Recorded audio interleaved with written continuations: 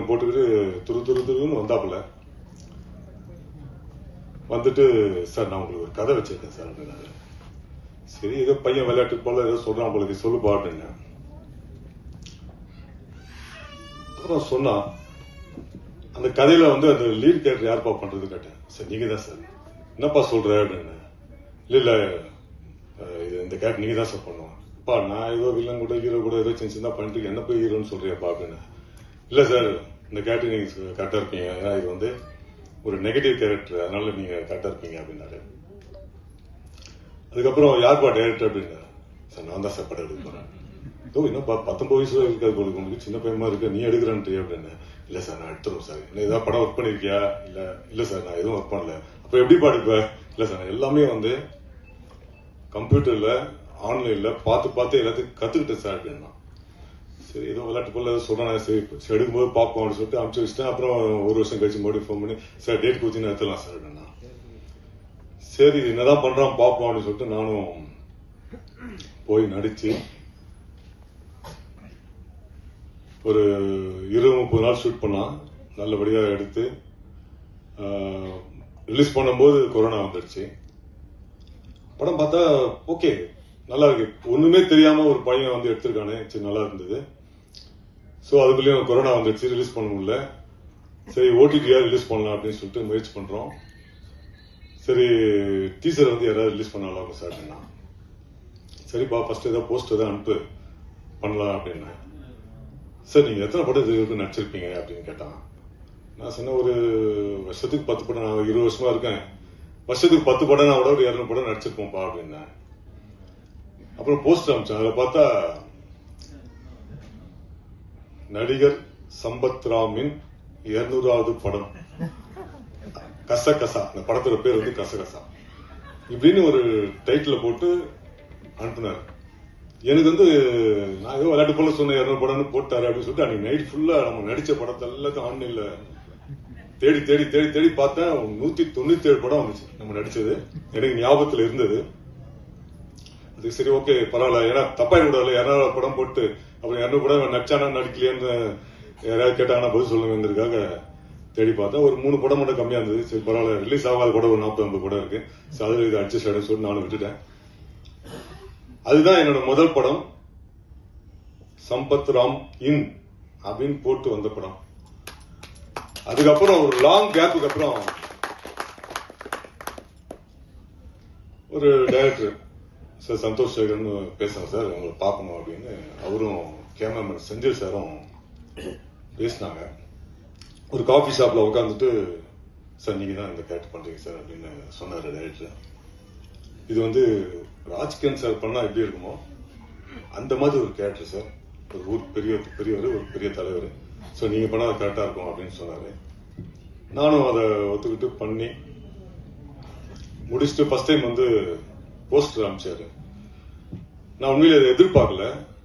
சம்பத் ராமின் அப்படின்னு போட்டு அனுப்பிச்சு வச்ச உடனே எனக்கு உண்மையிலே ஒரு நாளைக்கு அப்புறம் அதுக்கு ஒரு மதிப்பு இருக்குல்ல. சம்பத் ராமின் சின்ன படமோ பெரிய படமோ நம்ம அதை எய்ம் பண்ணி சினிமா வரலாம் கூட, பட் அந்த சம்பத் ராமின் அந்த ஒரு பேர் போடும்போது அது ஒரு இனம் புரியாத ஒரு சந்தோஷம். நம்மளும் 28-29 வருஷமா ஃபீல்ட்ல இருக்கோம், இந்த மாதிரி வருதுங்கிறது நம்மளும் சின்னதா பண்ணி அந்த ஒரு இடத்துக்கு வரோன்னும் போது அது ஒரு சின்ன சந்தோஷத்தையும் ஒரு நம்பிக்கையும், சரி இன்னும் நம்ம வந்து இன்னும் நிறைய சாதிக்கணும், இன்னும் நிறைய பண்ணணும், இன்னும் நிறைய நல்லா நடிக்கணும்ன்ற ஒரு ஆர்வத்தையும் ஒரு உந்துதல் சக்தியும் கொடுக்கிறது.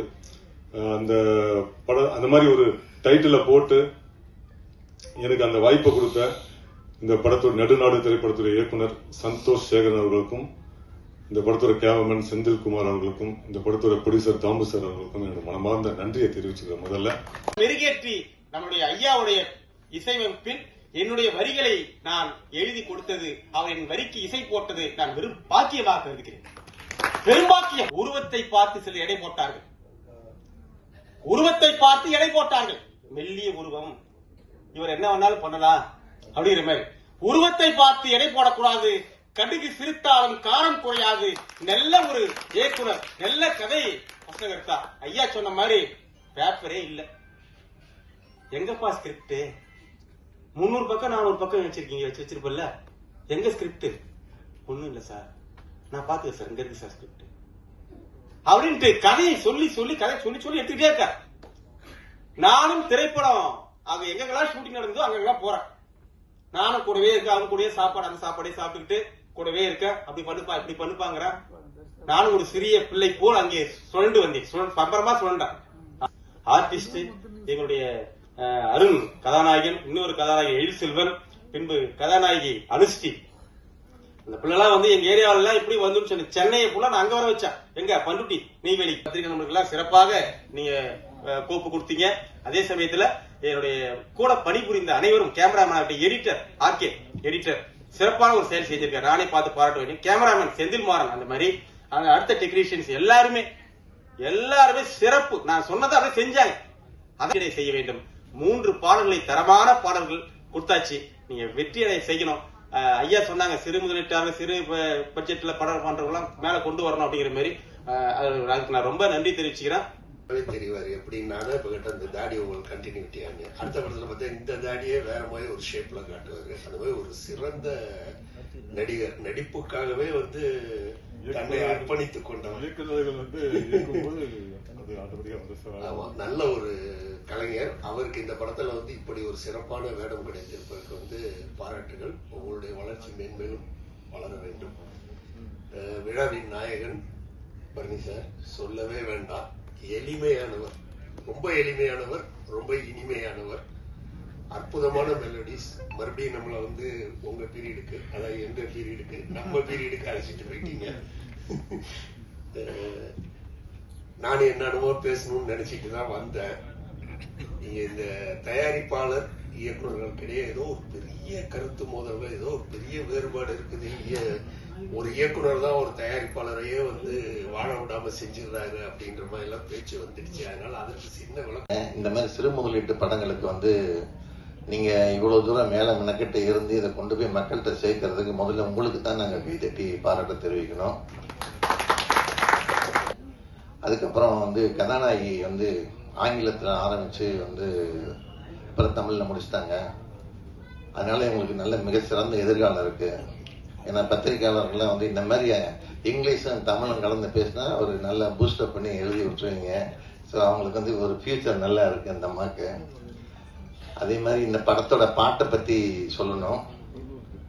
அவரு தாமுவா எழுதியிருக்கிறாரு. அதாவது நான் பச்சை முந்திரி கைப்படாத சுந்தரின்னு எழுதியிருக்கிறாரு. அனுபவத்தில் எழுதினாரா இல்ல வந்து கேட்டு எழுதினாரான்னு தெரியல. அதே மாதிரி அந்த டூயட் சாங்ல நல்ல வரிகள்லாம் போட்டிருக்கிறாரு. அதான் நீ இல்லாத நேரத்துல தேன் கூட கசக்குதடி அப்படின்னு ஒரு வார்த்தை வருது. அதே மாதிரி அந்த பொண்ணை நடந்து போற பாதம் பட்ட இடம் எல்லாம் பூக்கள் பூக்குதடின்னு எழுதியிருக்கிறாரு. ஸோ ஏதோ பாதிக்கப்பட்டிருக்கிறாரு நல்லா தெரியுது. அதனால வந்து இந்த பாராட்டலாம். ஒரு புது இயக்குனருக்கு வாய்ப்பு கொடுத்திருக்கிறாரு சந்தோஷ் சேகரனுக்கு. 2வது படம் அவரோட வேலையை கரெக்டா செஞ்சிருக்கிறாரு. அந்த ஐட்டம் சங்கத்துல வந்து கொஞ்சம் தலையை காட்டியிருக்கிறாருன்னு நினைக்கிறேன்.